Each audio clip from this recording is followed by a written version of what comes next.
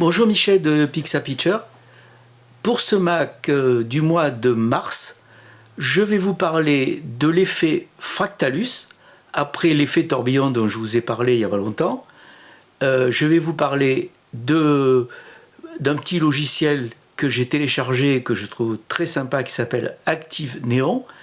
Et je vais vous parler aussi de l'Ukraine et du conflit qui se passe en ce moment, car ce conflit a un impact sur un logiciel qui s'appelle Luminar Neo, car les créateurs de ce logiciel sont des Ukrainiens et sont en ce moment coincés à Kiev, ce qui explique un peu tous les retards qu'il y a eu dans la mise définitive de ce logiciel et qui a fait pester pas mal de gens qui s'étaient abonnés et qui attendaient avec impatience la mouture finale de ce logiciel.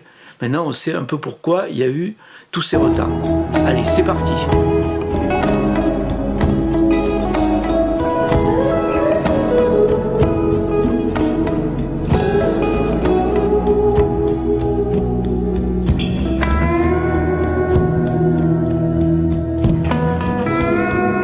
Je vais commencer avec Luminar et l'Ukraine, parce que la société Skylum qui édite Luminar mais aussi Aurora a été créée par des Ukrainiens qui habitent à Kiev, qui travaillent à Kiev et qui sont en ce moment complètement coincés avec le conflit qui se passe aujourd'hui. Et si vous avez acheté ou précommandé ce logiciel, vous avez dû recevoir un mail comme je vous le montre là, où ces créateurs appellent à l'aide pour les aider car ils sont coincés juste là-bas en Ukraine en plein dans le conflit. Alors ça explique aussi tout ce qui s'est passé avec ce logiciel. Je dois dire que j'étais un des premiers à pester à propos de Luminar parce que j'avais pris l'abonnement, j'avais acheté Luminar Neo au mois d'août et soi-disant que la version devait arriver courant décembre. Elle n'est pas arrivée en décembre, elle n'est pas arrivée en janvier, elle n'est pas arrivée en février, enfin presque en fin de février.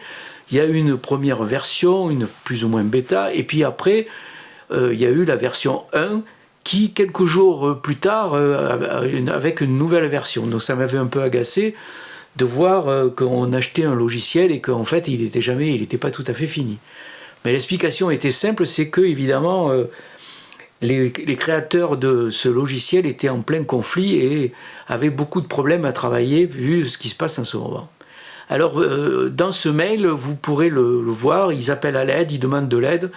Donc déjà, ce que vous pouvez faire, c'est si vous n'avez pas acheté Luminar, achetez-le, parce que je pense que c'est d'abord un logiciel super bien. Moi, je m'en sers souvent. D'ailleurs, je vais vous montrer tout à l'heure comment je m'en sers. Après vous avoir parlé de l'effet tourbillon, donc je rappelle que si vous voulez voir la vidéo que j'ai fait dessus, vous cliquez sur le lien qui apparaît en dessus. Et puis j'en profite aussi, pensez aussi à vous abonner, à mettre des likes, à cliquer sur la cloche pour être au courant des dernières vidéos que je fais, si cela bien sûr vous intéresse. Et je vais vous parler d'un petit logiciel qui s'appelle Active Neon et qui permet des effets extraordinaires, souvent complémentaires à tourbillon et qui permet de faire justement cet effet Fractalus. Alors, il y a ceux qui sont équipés en PC, il y a des logiciels Fractalus qui sont bien dédiés à cet effet, mais malheureusement, ceux qui sont en Mac comme moi, ça ne marche pas sur Mac, et il faut donc se diriger vers d'autres logiciels, et notamment celui que je vous dis là, Active Neon, qui est vraiment super. Alors, on peut l'acheter, évidemment, on peut faire un essai pendant 1 mois ou 10 jours, je crois, pour voir un peu comment ça se passe. Sinon, après, bien sûr, c'est un logiciel payant, mais il n'est pas très cher. Et on vous le propose en 3 options. Soit vous le téléchargez comme plugin, alors dans ce cas-là, il faut avoir Photoshop. Hein.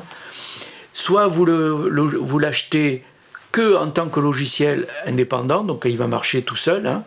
Soit vous l'achetez plugin qui marchera donc sur Photoshop en filtre hein, et en tant que tout seul, qui marchera tout seul. Donc ça, c'est les 3 prix. Ça va de 25 € à 35 €.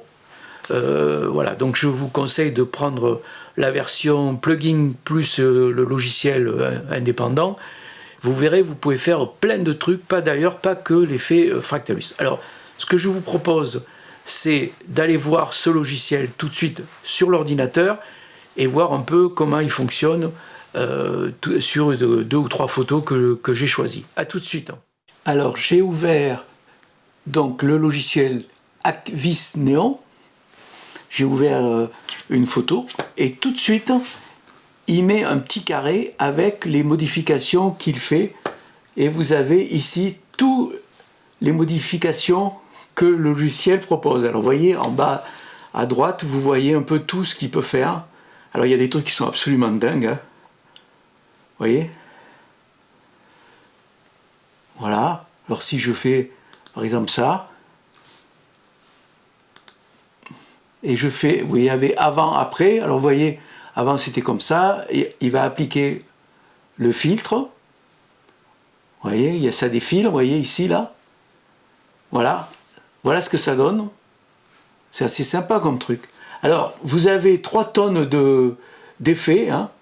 Alors, s'il y en a qui vous plaisent, il faudra que vous essayiez de les regarder tous, hein. Ça fait des choses assez incroyables. Et s'il y en a qui vous plaisent, vous pouvez mettre des cœurs, ça fait des favoris, comme ça à chaque fois, vous verrez ceux qui vous intéressent. Vous voyez, moi j'en ai mis 4 ou 5, par exemple celui-là par défaut, voilà. Je fais, alors vous voyez, chaque fois, pour aller plus vite, il montre dans le carré ce qu'il fait. Ça permet de voir un peu une privilégiation, si on veut dire.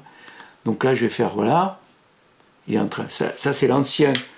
Vous voyez, donc là, il va faire celui que j'ai mis. Voilà. Voilà, ça c'est celui qui s'appelle Acvis Défaut. Et alors évidemment, une fois que vous avez ce menu, il suffit bon, de l'enregistrer. Hein, vous voyez, vous pouvez l'exporter. Et alors, je vais le faire pour vous montrer. Vous voyez, de le sauvegarder. Si je fais oui. Après, il vous dit de vous le mettre quelque part, etc. Donc, je ne vais pas le faire.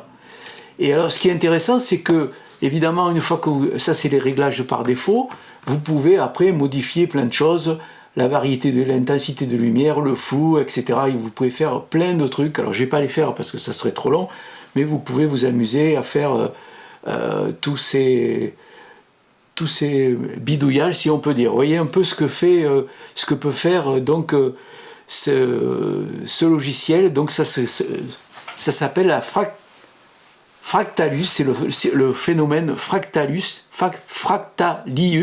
J'ai beaucoup de mal à le dire. Voilà un peu ce que je vous propose de faire avec ce petit logiciel qui s'appelle Acvis ou Acvis Neon. Voilà.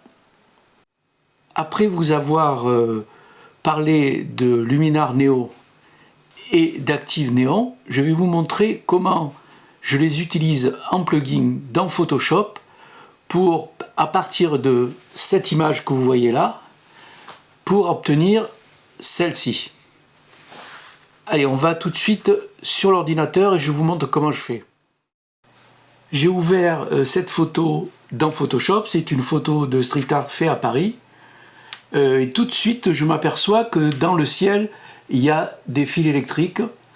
Et je sais que dans la dernière version de Luminar, donc Luminar Neo, il y a une possibilité qu'il efface automatiquement les fils électriques. Alors je vais voir si ça marche. Donc je vais utiliser Luminar Neo en tant que plugin. Donc je vais dans Filtre, je fais Skylum Software, donc j'ai tous mes Luminar, Luminar Neo, je clique.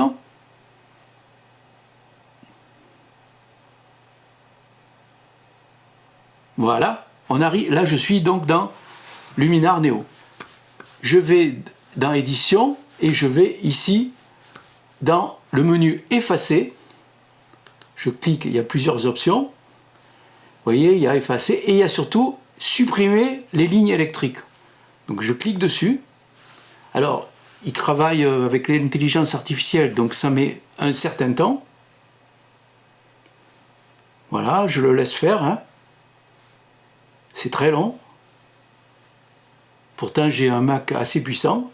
Donc voilà, et regardez bien, voyez, il a bien effacé les lignes électriques. C'est assez formidable, hein. Tout y est passé. Hein. Donc je fais appliquer. Il est en train de le faire. Voilà.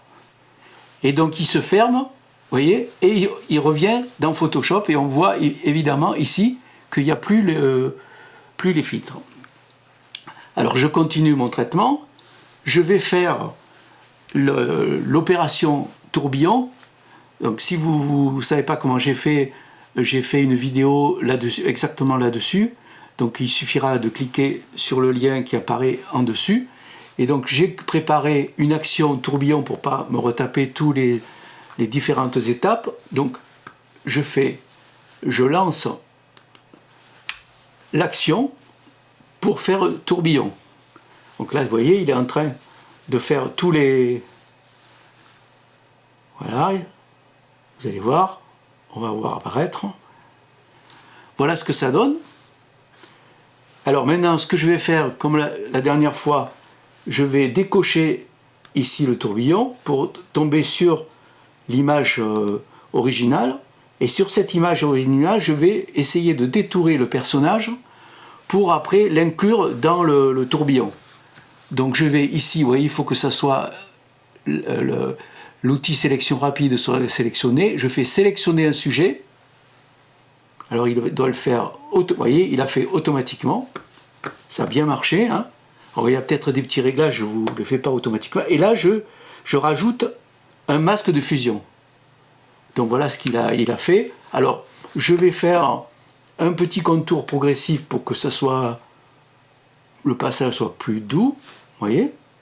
Et alors sur cette image détourée, je vais appliquer justement, grâce à Acvis Neon, Fractalius. Alors je vais, pareil, vous voyez, je vais bien me mettre là, bien cocher ici sur la photo, et là, je vais dans Filtre, et je vais Actavis Neon. Toujours je me sers d'Actavis donc comme un plugin, donc voilà, j'y suis.